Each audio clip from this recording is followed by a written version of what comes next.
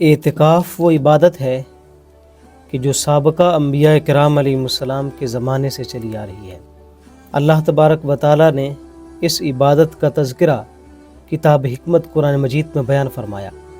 جب حضرت ابراہیم علیہ السلام اور حضرت اسماعیل علیہ السلام نے کعبۃ اللہ کی تعمیر کر لی تو اللہ تبارک و تعالیٰ نے حضرت ابراہیم علیہ السلام اور آپ کے بیٹے اسماعیل علیہ السلام کو یہ حکم دیا کہ آپ کعبۃ اللہ کی صفائی کریں، نماز پڑھنے والوں کے لیے، طواف کرنے والوں کے لیے اور اعتکاف کرنے والوں کے لیے۔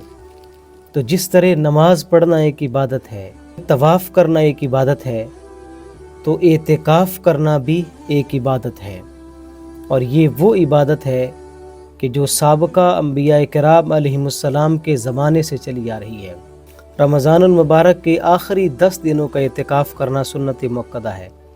آقا کریم علیہ السلام آخری 10 دنوں میں اعتکاف فرمایا کرتے تھے اور حضور نے اس کے اوپر ہمیشگی اختیار فرمائی۔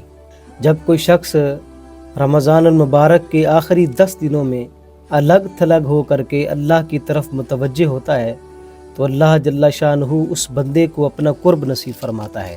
آقا کریم علیہ السلام نے فرمایا کہ جب کوئی شخص اعتکاف کرتا ہے تو اللہ اس کو گناہوں سے محفوظ رکھتا ہے۔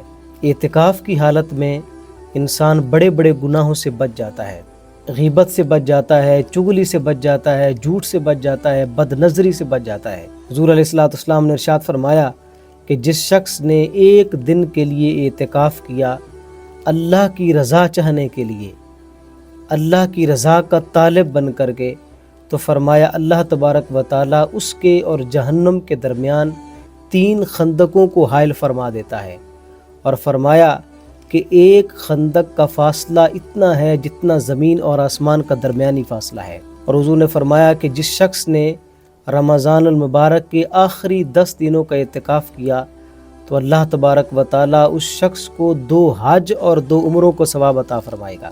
تو آخری 10 دنوں کا اعتکاف حضور علیہ السلام کی سنت ہے اور سنت مؤکدہ ہے۔